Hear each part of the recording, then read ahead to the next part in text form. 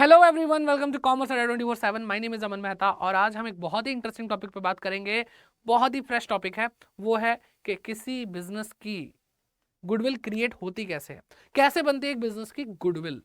तो 11th class में आपने सोल प्रोप्राइटरशिप के लिए अकाउंटिंग पढ़ी होगी और आपको शायद थोड़ा बहुत बता दिया गया हो कि एक गुडविल नाम की भी असेट होती है जो कि इंटेंजिबल नेचर की होती है, लेकिन आपने उसकी अकाउंटिंग नहीं सीखी। अब बच्चों के मन में ये डाउट आएगा कि सर, क्या सोल प्रोप्राइटरशिप की गुडविल होती है या नहीं होती है। तो पहला तो क्वेश्चन ये उठता है कि भाई गुडविल होती क्या है। अगर आपको क्लियर नहीं, मैं वो बता देता हूं। गुडविल एक बिजनेस की गुड रेपुटेशन को बोलते हैं। ठीक है, किसी भी बिजनेस की समाज में अच्छी इज्जत है तो वो उसकी गुडविल भी है, ये माना जाता है। लेकिन आउट ऑफ इंडिया अगर हम बात करें तो एक केस लड़ा गया था 1983 में। वहां पर यह डिस्कशन किया गया और यह फैसला सुनाया गया कि एक सोल प्रोप्राइटर बिजनेस की कोई भी गुडविल नहीं होती है। ठीक है, सोल प्रोप्राइटरशिप की कोई भी गुडविल नहीं होती है और पार्टनरशिप में तो हम गुडविल पढ़ते ही हैं। तो सर ये कैसी, मतलब क्या कहते हैं, विडंबना है।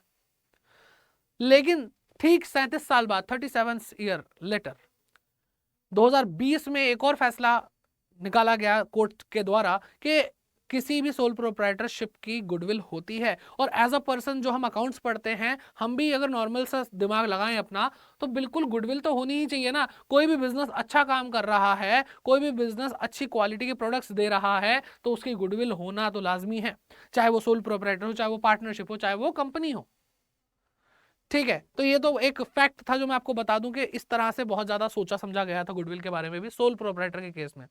लेकिन पार्टनरशिप के केस में हम गुडविल पढ़ते ही हैं। डेडिकेटेड चैप्टर है आपकी क्लास 12 के अंदर, that is valuation of goodwill.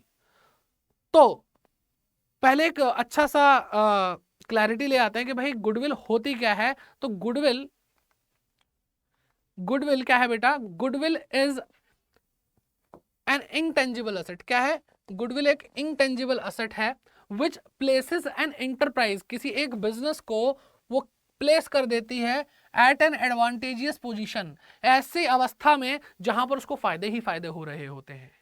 किसी भी बिजनेस की अच्छी इमेज होगी तो उसके पास लोग आएंगे, कहेंगे यार इनके तो सर्विसेज अच्छी होती है, इनके तो प्रोडक्ट्स बहुत अच्छे होते हैं। कमेंट सेक्शन में बताइए कौन से प्रोडक्ट आप बहुत ज्यादा यूज करते हैं। और ऑब्वियसली अगर आप उस कंपनी के प्रोडक्ट को बार बार यूज करते हैं, दैट मीन्स आपकी नजर में उस बिजनेस की एक अच्छी इमेज होगी। ठीक है ना? ओके। तो due to which the enterprise is able to earn higher profits without extra efforts. ठीक है, और इस इंटेंजिबल असेट की वजह से जब वो एडवांटेजियस पोजीशन पे पहुंच जाती है बिजनेस, तो वो एक्स्ट्रा या फिर बोले हायर प्रॉफिट अर्न करने में कैपेबल हो जाती है बिना किसी एफर्ट को लगाए। ठीक है, अब अगर आज हम बात करते हैं, एग्जांपल लेते हैं हल्दीराम नमकीन का। हल्दीराम स्वीट्स है, बहुत, हल्दीराम एक बहुत बड़ा नाम है आज के टाइम पे। आज अगर आप भी नमकीन की शॉप खोलने शुरू कर दो तो क्या आप उतना, क्या कहते हैं, प्रॉफिट कमा पाओगे जितना हल्दीराम कमाता है? या फिर जो पुराने बिजनेसेस हैं नमकीन के या स्वीट्स के, स्नैक्स के, तो हल्दीराम की अगर कैटेगरी में जो भी आते हैं, क्या हल्दीराम उनसे ऊपर है या नहीं है? तो ये क्या है, वो बिना किसी एक्स्ट्रा एफर्ट के उनसे ज्यादा प्रॉफिट कमा लेता है, उसकी गुडविल है।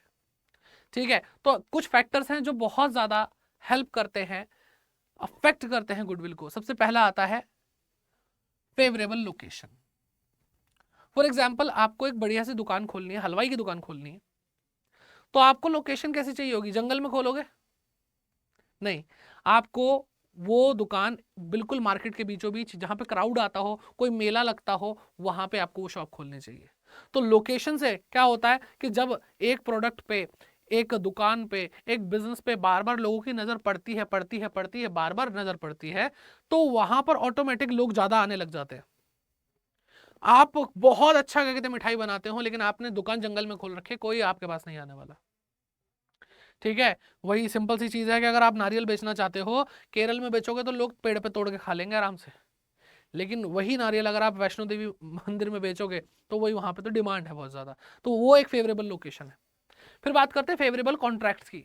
आप क्या है, एक कंस्ट्रक्शन कॉन्ट्रैक्टर है, आप कंस्ट्रक्शन करते हैं, फ्लाई ओवर, ये वो बहुत सारी चीजें। आपको गवर्नमेंट बोलते मेट्रो बनाओगे हमारे लिए। अभी तक आप, क्या कहते हैं, गलियों में पुलिया बनाते थे, ठीक है, नाले बनाते थे, अब आपको सीधे मेट्रो का काम मिला है।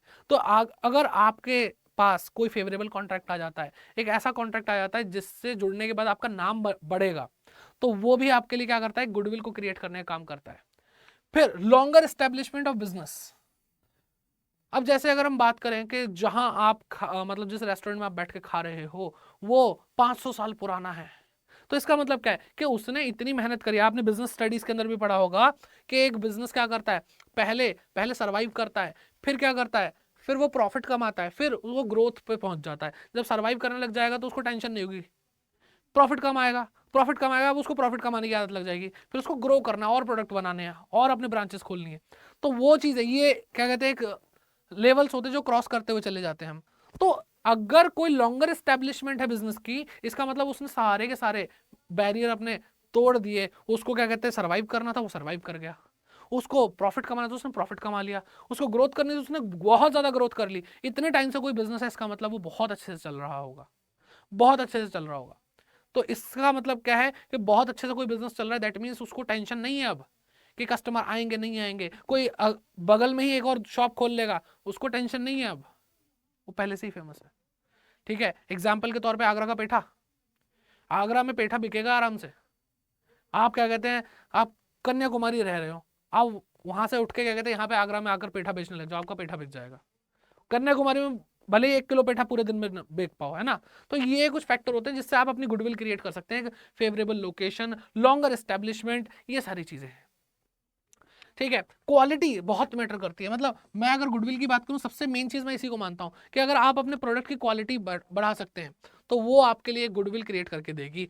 अब मान लो कोई 100 साल से बिजनेस कर रहा है, अब भाई मैं क्या करूं, मेरी गलती थोड़ी है, मैंने नहीं किया तो आज से करना चाहता हूं, अब मेरे को कोई सोल्यूशन बताओ। तो भाई एकदम जबरदस्त फटाफट वाला सॉल्यूशन ये है कि अगर आपको पुराने अपने कॉम्पिटिटर्स को बीट करना है तो उसके लिए आपको क्या करना पड़ेगा, अपने क्वालिटी पे ध्यान देना पड़ेगा। जो प्रोडक्ट दे रहे हो आप, जो सर्विस दे रहे हो, उसकी क्वालिटी आप बढ़ा लोगे तो बहुत सारी चीजें पिछड़ जाती हैं। ऐसा नहीं है कि कोई पहले से काम कर रहा है उसको हम कभी बीट नहीं कर सकते।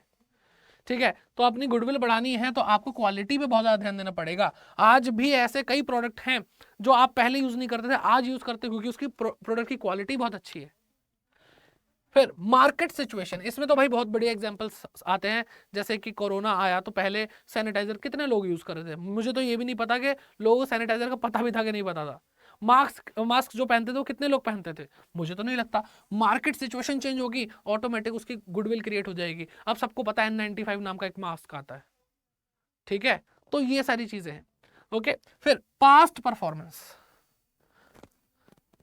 आपने पहले कैसा काम कर रहा, आपका लॉन्गर एस्टेब्लिशमेंट थी लेकिन आप बहुत ही घटिया काम करते थे, आपके प्रोडक्ट की सर्विस घटिया, आपके कस्टमर आपसे दुखी, सब कुछ बेकार, तो भी आपकी गुडविल नहीं होगी। अगर आपकी पास्ट परफॉर्मेंस अच्छी होगी तो आपकी गुडविल 101% अच्छी होगी। तो ये कुछ फैक्टर हैं जो आप ध्यान में रख सकते हैं कि इन इन तरीकों से गुडविल क्रिएट हो पाती है। और ऐसे बहुत सारे फैक्टर्स हैं, मेन ये थे मैंने डिस्कस किए हैं। आई होप आप लोगों को ये वीडियो पसंद आई होगी। तो मिलते हैं आपसे नेक्स्ट वीडियो में। Bye bye, take care and keep growing.